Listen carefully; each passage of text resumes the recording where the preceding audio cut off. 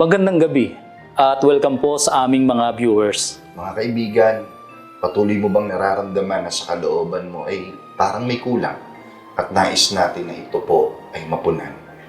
Nakahanda po ang Diyos upang tayo ay tulungan. At kami po, na inyong mga lingkod, sana'y maging kasangkapan upang ito'y matugunan. Dito sa programang Full Life.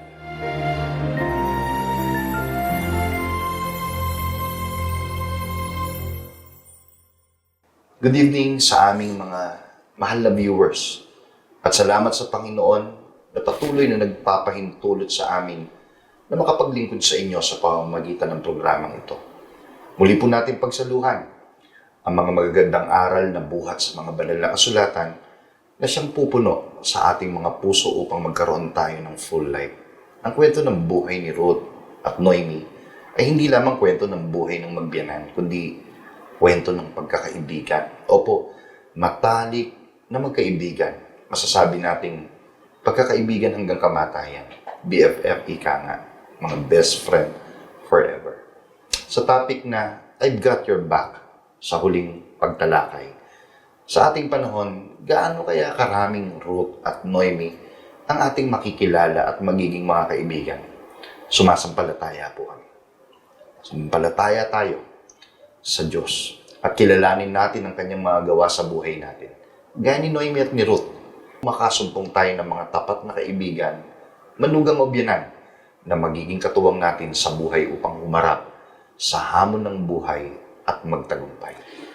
Para sa ikatlong bahagi ng pagtalakay sa buhay ng mga mahalagang karakter sa Biblia na sina Ruth at Noemi, ay ipatatanaw sa atin ng pagtutulong ito kung ano ang naging wakas o destinasyon ng naging pagpapasya ni Ruth na makisama sa kanyang biyanan, na sana ay kapulutan din natin ng mabuting halimbawa ng isang matagumpay na buhay. Pagpatuloy natin ang mga naging kaganapan sa kanilang buhay na mabasa po natin sa Kapitulo 3. Sa verse 1, isang araw ay kinausap ni Ruth si Noemi. Sabi niya, "Anak, kailangang ihanap kita ng magiging asawa upang magkaroon ka ng sariling tahanan." Puputulin ko po muna ang pagbasa. Sinabi po dito na kinausap po ni Noemi si Ruth at nasa kanyang kapasyahan na ihanap siya ng kanyang magiging asawa sa makatwid bagay ng sariling pamilya. Mga kaibigan, tignan po natin ang senaryong ito na kung hanggang saan pinahalagahan ni Noemi ang kanyang manugang na si Ruth.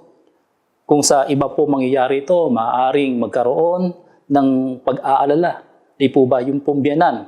Dahil pagka nag-asawa na po, yung kanyang katuwang sa buhay, lalo na't iisa lang naman po ito, magtatanong siya sa kanyang sarili na paano na yung sa kanyang kapakanan, paano na yung, sino na ba yung titingin sa kanyang kalagayan. Kaya sa tagpong ito, masabi natin na iba yung ginawang pagpapasya ni Noemi na payagan ng kanyang manugang na si Ruth ay makapag-asawa. Alam niyo po mga kaibigan, yung pong salita na yon ni Noemi sa kanyang manugang ay pwedeng sabihin nating nakabibigla para naman sa part po ni Ruth.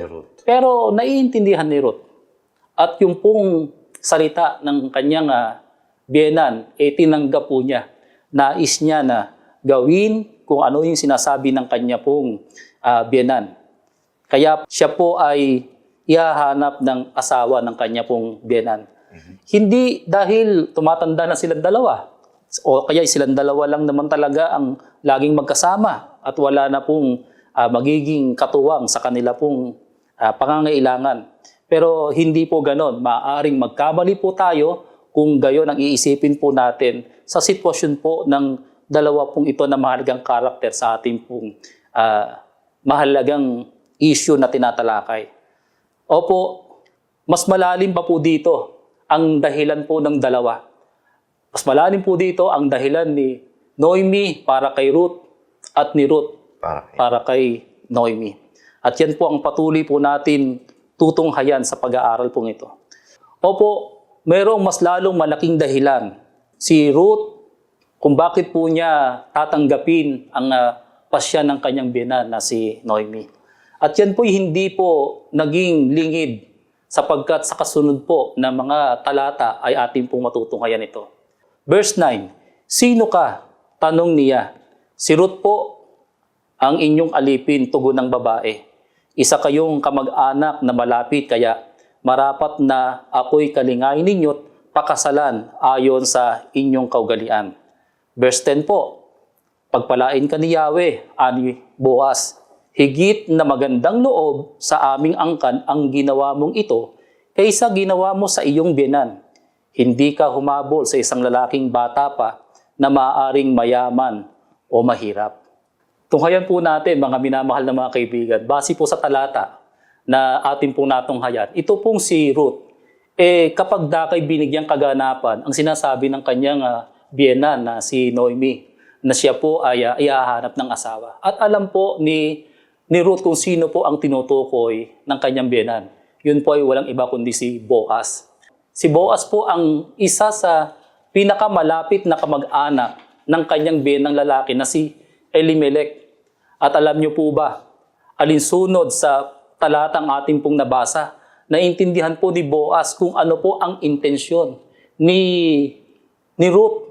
At hindi po niya minasama yung pong bagay na ginawa ni Ruth. Sa halip, ang kanyang sinabi ay ganito. Ayon sa talata, higit na kagandahang loob sa aming angkan. Ang ginawa mong ito, kaysa sa ginawa mo sa iyong biyenan. Di po ba, talagang ninais po ni Ruth na makapag-asawa. Totoo naman po yun. Mula sa pinakamalapit na kamag-anak ng kanyang biyenan.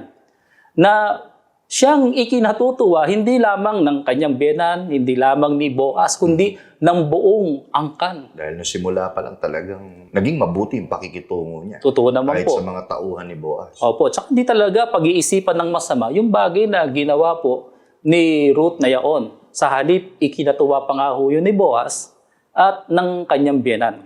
At base pa rin po sa ating pong nabasa, pwede naman po siyang mag-asawa sa mas bata, mayaman, kaya mahirap, basta kaedad niya. Pero sa pagkakataong ito, hindi po yun ang kanyang hinangad. Ang hinangad po niya, makapag-asawa po siya ng isa sa pinakamalapit na kamag-anak ng kanyang biyenan. At yun nga po si Boaz. Opo. Hindi po ba? Alam niyo po, masabi po natin na may konting hiwaga po ito. Para mayroong lihim na nasa likod ng mga bagay na ginawa ni Ruth, ginawa ni Noemi, yung sinabi ni Boaz. Ano po kaya ang nasa likod po nito? Po, salamat po. Tingnan po natin itong hakbang na ginawa ni Ruth. Gaya ito ng isang misyon na siya lang ang makagagawa eh. Mag-aasawa siya, hindi lamang para magkaroon ng mabuting asawa at ng maayos na pamilya, kundi upang tugunin ang naaayon sa kaugalian na ibangon ang pangalan ng namatay niyang biyenan. Yun pala, ano po? Yun po si Elimelech. Naalala po natin sa part 1 at sa part 2. At upang ang lupa na bahaging mana ay hindi mapa sa ibang tao, kaya nabanggit Yun natin, pala po. gaya ng misyong siya lang ang makagagawa. Mga kaibigan, na po, bahaging mana ay hindi mapa sa ibang tao, kundi manatili sa pangalan ng pamilya ni Noemi, na siyang ikinatuwa ng kanilang buong angkan. Kung hindi si Ruth, walang ibang makagagawa po nito. Di po ba? Opo. Nakikita po ba natin, mga kaibigan, kung gaano kalalim ang pagiging magbiyanan nila? Nakakahanga para sa buong angkan nila ang pakikitungo nila sa isa't isa. Tayo man, na nababahagi na ng mga pangyayari sa buhay nila. Di po ba? Sana nai-inspired tayo. Ipagpatuloy natin ang maganda't kapanapanabik nilang kasaysayan. Pakinggan po ninyo sa chapter 3, verse 12 to 13 ng Ruth. Totoo ngang ako'y malapit ninyong kamag-anak at may tungkulin sa inyo. Ngunit, may isang lalong malapit na kamag-anak kaysa akin. Dumating ka hanggang sa madaling araw. Bukas ng umaga, aalamin natin kung pakakasalan ka ng lalaking sinasabi ko. Kung hindi, ipinangangako ko sa buhay na Diyos na gagampanan ko ang tungkuling ito. Hala, matulog ka na. Ito po talagang masabi po natin na nagpakita po ng katapatan si Boaz kay Ruth. Kasi po, tungkol sa planong pag-aasawa niya sa malapit na kapag-anak ikinatuwa ni Boaz ang plano ni Ruth Apo. Subalit sa katapatan ng puso, sinabi ni Boaz na mayroon pang mas lalong malapit. Yun ho bang masabi natin mas angkop o karapat-dapat na maging asawa ni At hindi lang yan. Ruth? Ayon po sa tradisyon, yun ang mas nararapat, di po ba? Opo. Kaya masabi po natin na hindi po ito kapag daka sinagot ng oo ni Boaz Opo. Kumbaga sa panahon po natin palay na po yung lumalapit sa manok eh. Opo, Ano? totoo po yun. Kaya maaaring samantalahin ito ng ibang tao. Pero alam niyo po, hindi ganun si Boaz. Iba siya. Opo. Sinabi po ni Boaz na meron pang mas lalong malapit na kamag-anak na karapat-dapat na magpakasal kay Ruth. Kaya humakbang po si Boaz upang malaman kung magagawang pakasalan siya ng pinakamalapit na kamag-anak ni Ruth ayon sa kaugalian na po, kanilang ayon sa kaugalian. sinusunod. To make it short, hindi magagawang pakasalan si Ruth. Opo. Noong pong sinasabi po ni Boaz na yung mas lalong angkop o may karapatan na maging asawa ni Ruth. Dahil may pamilya na ito at may mga anak. At sa kaugalian po nila ay hindi po mabuti ito. Kaya ipagpatuloy po natin, mga kaibigan. Sa chapter 4, verse 10 to 17. Ito po nakasulat, mga kaibigan. Kaugnay nito, magiging asawa ko si Ruth, ang Moabitang balo ni Mahlon, upang manatili sa angkan ng namatay ang mga ari-arian. Opo. Ayun po talaga, iniingatan talaga yung tradisyon eh. Sa pamamagitan nito'y mananatiling buhay ang kanyang pangalan sa hanay ng kanyang kamag-anakan at sa kanyang bayan. Inuulit ko, saksi kayo sa bagay na ito. Yun ang sinabi ni Opo. Boaz, di po ba? Napangasawa nga ni Boaz si Ruth at iniuwi sa kanyang tahanan sa kapanahunan. Pinagkalooban sila ni Yahweh ng isang anak na lalaki, siya'y tinawag nilang Obed. Balanay, sinabihan nilang nagkaapo ng lalaki si Noemi. Si Obed ang ama ni Jesse na ama ni David. Opo, sa pagkakataon yun, masabi po natin kasi na ito pong si Noemi, matanda na. Opo. Yung ari-arian niya, mawawala sa kanya kasi babae po siya. Kailangan po May magpatuloy. lalaki. Opo, meron pong isang lalaki na siyang magpapatuloy nung pong ari-arian na yon sa kanilang angkan. Dahil kung walang lalaki na gagawa po nito, mapupunta po sa iba yung pong ari-arian na yon. Opo. Ito po yung naging pagkakataon naman na si Boaz po ang tumugon po doon. Tinubos niya po ito mula sa isang masabi nating mas lalong may karapat-dapat na maging asawa ni Ruth. At pagkatapos niyang mabili ito, ay pinakasalan niya po si Ruth upang manatili ang ari-arian ni Noemi sa kanyang katandaan. Sana po nakita po natin, mga minamahal na mga kaibigan, kung ano ang ginampanan ni Ruth sa angkan ng kanyang biyenan. So hindi lamang po siya naging manuga mula sa ibang lupain. Kasi siya po isang Moabita. So pag sinabing Moabita, galing po ito sa ibang angkan mula sa bayan na kung tawagin po ay Moab. Naging tagapagsalba po siya ng ari-arian ng kanyang angkan. At malaki ang naging role ni Boaz. Di po ba? Opo. Sumisimbolo na siya yung tumubos. Opo. At dapat nating tandaan, mga kaibigan, ito po'y gawa ng makapangyarihang kamay ng Diyos. Mula pa sa first part, second part, at maging sa huling bahagi ng pagtalakay sa istorya ni Noemi Ruth na talaga namang umantig sa maraming henerasyon hanggang sa ating pong panahon. Inuulit namin, ang Diyos po talaga ang nagsasabi sa atin na I've got your back. Opo. Di ba? Siya po ang nakasuporta sa ating pangailangan at kung sino man ang dumarating sa ating buhay ay pinadadala ito ng Diyos upang maging daan para makita natin ang dakilang gawa ng Diyos sa ating pong mga buhay. Kaya masasabi po natin, Brother Amadeo, mga kaibigan, ito po ay dakilang gawa ng Diyos sa buhay nating lahat. Sa buhay ni Noemi, sa buhay ni Ruth, at walang imposibleng gawin niya sa buhay natin na iparamdam lagi siyang nasa ating likuran. Kaya dapat nating matutunan na ito po ay magawa rin natin sa ating mga kaibigang ibinibigay ng Diyos sa ating buhay. Kaya po, nangyari ito sa kanila para ipahiwatig sa atin na maaaring mangyari uli ito sa atin Yan po mismo. sa ibang pagkakataon, sa ibang pangyayari, o kaya naman ay sa ibang katauhan naman.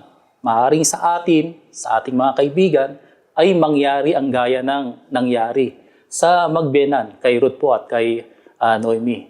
Hindi nga lang gaya ng parehong kaganapan. Pero kung meron man pong ibang mukha ng pangyayari, tinitiyak po namin, papangyayarihin palagi ito ng Diyos kung ang tao po ay kumikilala at sumasamba sa ating Panginoong Diyos at sa ating pong buhay ay maaari nating maranasan ang kapangyarihan ng Diyos gaya ng nangyari sa magbiyanang ito na tinatalakay po natin hanggang ngayon. Mga kaibigan, hindi sagwil sa pagsasama ang anumang lahi na pinagmulan ng sino man. Napakahalaga po nun. Na mga kasama po natin sa buhay. Hindi po issue kung saang bansa siya nagmula. Anong kultura ang kanyang itinataguyod. Ang issue ay kumikilala ba siya sa Diyos? Kumikilala ba ako sa Diyos? Gaya ng nangyari kay Noemi at Ruth. Si Boaz at si Ruth naging mag-asawa. Pero hindi nagbago ang kanilang pagkilala at pagsamba sa Diyos. Sila ay pinagkalooban ng Panginoon ng anak na lalaki na pinangalanan nga po sa Biblia na Obed. Na itong Obed na ito ay ama ni Jesse na ama ni David. Ito pong si David hari ng Israel. Opo. Kaya naging napakamapalad ang naging kalagayan ni Ruth nang siya'y sumampalataya at tanggapin ng Diyos na kinikilala ng kanyang biyenan. Napakaganda po nung inihalimbawa ninyo, Brother Amadeo. Hindi Opo. hadlang ang kultura, di ba? Lahi. Opo. Kasi pinatunayan yon nung binanggit ninyo nang ipagpala po si Obed na yun naman ang pinagmulan ni Haring David. Opo. Mga kaibigan, totoo po. Pag kamay ng Diyos ang kumilos, kahit anong lahi ka man, magkakaiba man tayo ng bansa, di ba? Opo. Na kinaroroonan. Gaya ni Ruth. Iba siya eh. Iba yung kinaroroonan niya. Walang imposibleng gawin ng Diyos ito sa ating panahon na tayo sa isa't isa ay magkatulungan, maging magkaibigan, magkaalalayan, hindi lang sa material na mga bagay. Ang mensahe ng pagmamahal at suporta mula sa inyong mga kaibigan ay isa po sa mga yugto ng kwentong ito na nagbibigay inspirasyon sa maraming henerasyon at hanggang sa kasalukuyan. Ang significance o kahalagahan ng kwentong ito ay hindi lamang nabanggit ko na sa pagtanggap ng suporta ni Noemi kay Ruth upang matugunan ang mga pangailangan niya sa buhay, kundi pati na rin sa pangingibabaw ng pangakong I've got your back, na ang inihahayag ay ang matatag at tapat na pagkakaibigan. Yan po ang una. Hindi nagbago ang samahan sa gitna ng mga pagsubok at kahirapan.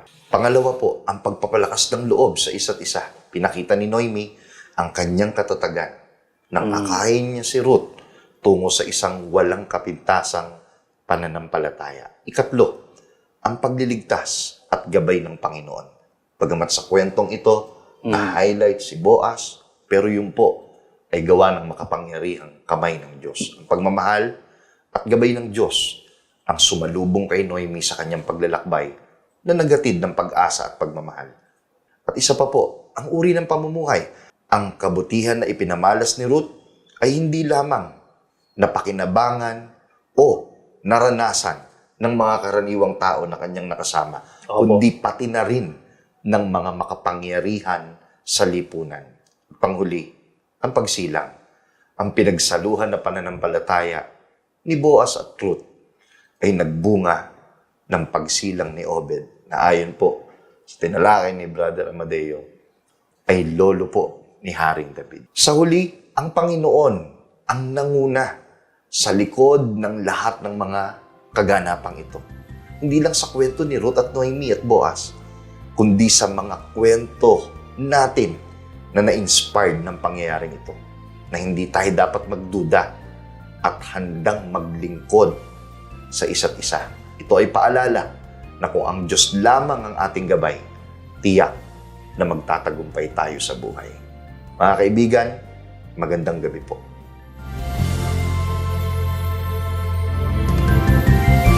Maraming salamat po sa inyong pagtangkilik sa palatuntunang ito ng Kabanal-Banalang Iglesia ng Diyos kay Kristo Jesus. Kung nais po ninyong mapanood ang iba pa naming programa at upang lubos po ninyong makilala ang Kabanal-Banalang Iglesia ng Diyos kay Kristo Jesus, mag-subscribe sa ating YouTube channel na The Most Holy Church bisitahin ang aming Facebook page na MHC Media. At bisitahin ang ating official website na www.mostholychurch.com. Maraming salamat po!